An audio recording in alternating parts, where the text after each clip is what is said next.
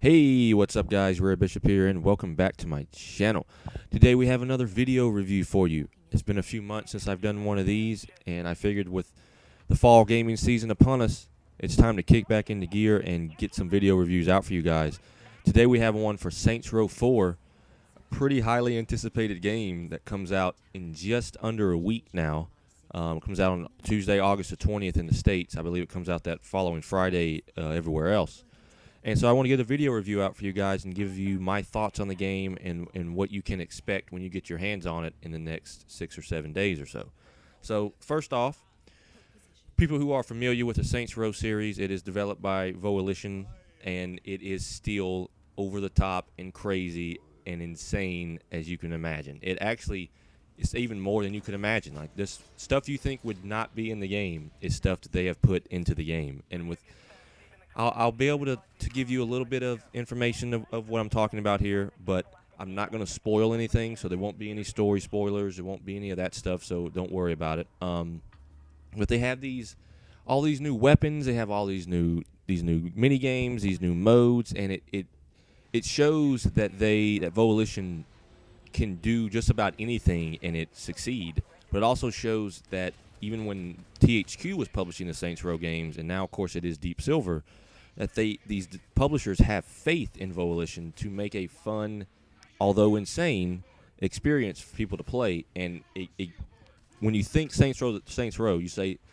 no way they could go higher and more insane than Saints Row the Third, and they managed to do it. In Saints Row 4, you start out as you are the president of the United States of America, which seems very weird. And from there, stuff just unravels and unfolds, and there's aliens and all of that. And it literally gets to the point where you're just saying to yourself, what in the hell is happening right now? Because it's mayhem after mayhem after mayhem. When it comes to the core gameplay, stuff like the shooting, so like shooting a regular ass submachine gun or a regular assault rifle, feels great. It really does. The shooting does feel great in the game. You add in the superpowers that I will talk about here in a minute, and the gameplay is exceptionally well made. There are some issues, technical issues with the game, but that I'll also discuss a little later in the review. But if you just take the fact that the core gameplay and just examine that off the bat, you realize that it's actually it's a pretty good game. I mean, it's fun. It's fun to play. Like, it's not one of those games that the gameplay is a chore to play, to try to use it for you to try to figure out what's going on in the story or any of that. Like, the story is great. Add that with the story. Well, I'll talk about the story here in a minute, but it's not great. I mean, it has some homages to stuff that I think is done really well, but the way it ends is kind of leaves me sour. But we'll talk about that. But yeah, so the gameplay, if you liked it in Saints Row the Third, you'll like it here because it has all of that stuff that was done well in Saints Row the Third. On top of that, with some superpowers that I really enjoy some of those.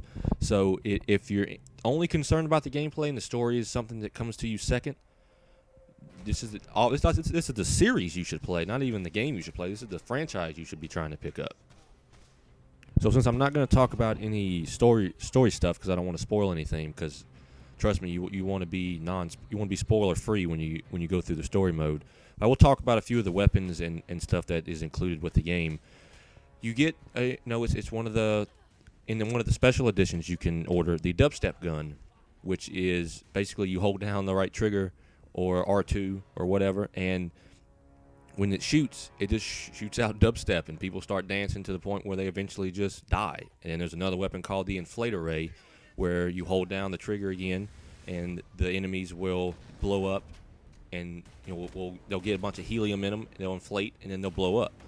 And those are the only two guns I'm going to mention right now, because there are other ones in the game that I think are worth you finding out on your own.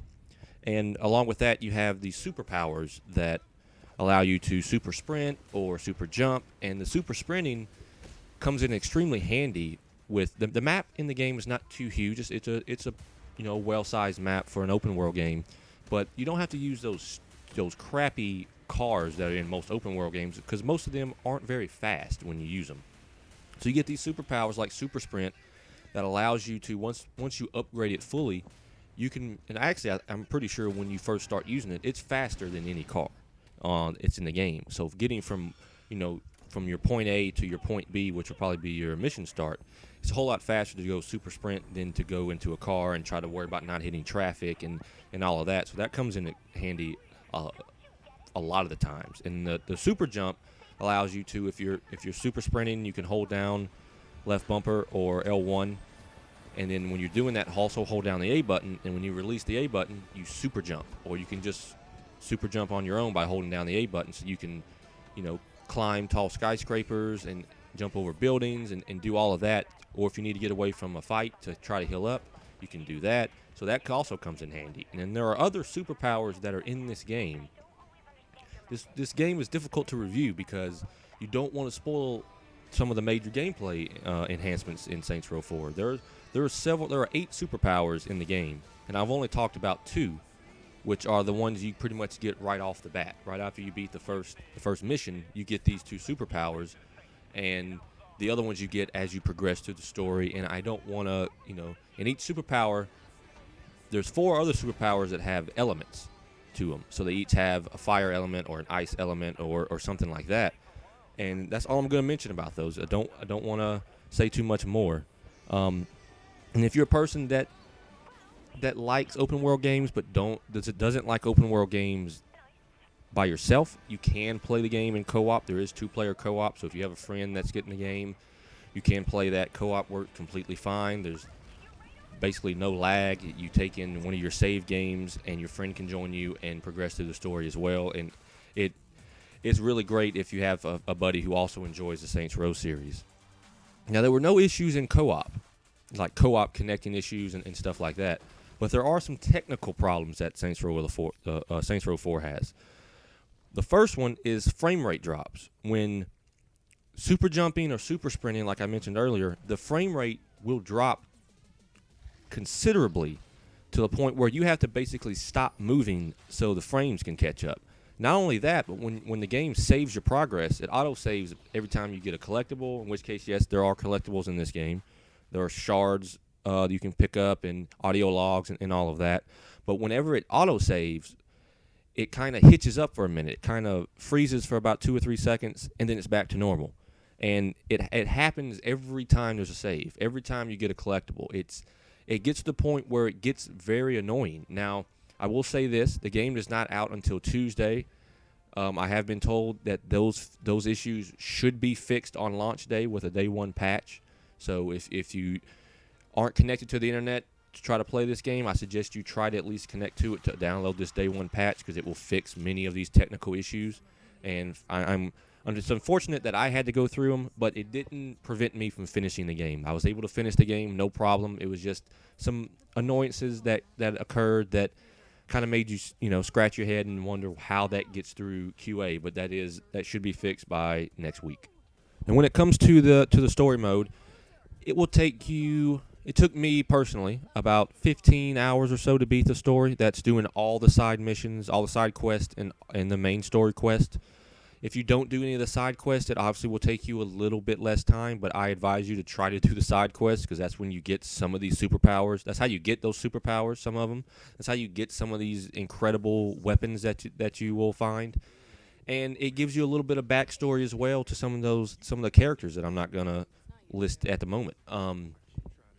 And if you end up trying to get all the collectibles, that's all the shards, all the audio logs, all the some statues you can destroy, it will take you probably about 20 or so hours, according to the game. It does have an in-game timer and stat screen that you can check out. It took me about 21 hours to do everything in the game. So you're definitely going to get your money's worth if you buy it and decide to do everything you can. That's for sure. And in that story mode, like I mentioned earlier, you are the president of the United States of America, which is very crazy, and stuff does go awry very quickly. And it's your goal to try to stop that stuff from getting any more crazy. And with that, there are aliens. Everything is trying to stop you. These aliens are trying to make sure you do not stop whatever is happening from happening. And it's your goal to stop it. And it takes you, like I said, about 15 hours or so to do that. And the The other thing I want to mention is upgrades are back. I know they were in Saints Row the Third, and they're in basically almost every game now that you come across. You can upgrade your character. That is the case this time when you complete certain challenges, which there are challenges for killing so many enemies or getting so many kills with this weapon, or spend this much time with your homies or your friends or whatever. The upgrades will unlock from completing challenges. You can also, when you earn money, or it's not money in this game, it's called catch, which is CACHE. When you earn that, you can use that to upgrade your character. You can upgrade obviously health, damage. So you take less damage from firearms, less damage from fire, less damage from explosives. Combat, you can get better melee, and stuff like that. So all that stuff is here. It's there. You can upgrade your character. You can still customize your character. Obviously, the Saints Row Inauguration Station is on the 360 and PS3 currently. You can take that and you can build a character from that and then import it into Saints Row 4. And for those that played the Inauguration Station and think that there's not a lot of costume or outfits to choose from, that will be fixed when you get Saints Row 4. Some crazy outfits get unlocked very early on, and as you progress through the story mode and side quest and all of that. So with all of that, that's everything that's included in Saints Row 4. Like I said, I didn't want to spoil anything. So if you came here trying to look for story stuff or whatever, you're in the wrong place. But when reviewing this game and playing this game, I enjoyed it more than I enjoyed Saints Row the Third. I was not a huge fan of Saints Row the Third, and when playing this game, I really enjoyed. Besides those minor technical issues that I hope and I was told would be fixed by release day, if those issues are indeed fixed, then Saints Row 4 is going to be one of the best games of this year, just because of the insanity that Volition is able to pull off with such success. The comedy, the writing, I think, is there. The gameplay is there. If they fix those technical issues, the game as a whole is there. So with that said, I usually don't review. When I review games, I usually don't give scores out. Going to make an exception with Saints Row 4. I'm going to give Saints Row 4 an 8.4, and I give it an 8.4 mainly due to the fact that the story mode, it gets crazy in a good way at points, and then there are times where it gets kind of crazy in kind of stupid ways. It doesn't really make a ton of sense, and the ending, not very good. And I'm reviewing it because when I played the game for review, those technical issues were there, so I have to mention that in my review, and it has to reflect my final score. Even though when the game is officially out for everybody to purchase, those issues might not be there. But when I played it for review, they were there. So I give Saints Row 4 an 8.4. Hope you enjoyed the video review, and thanks for watching and listening.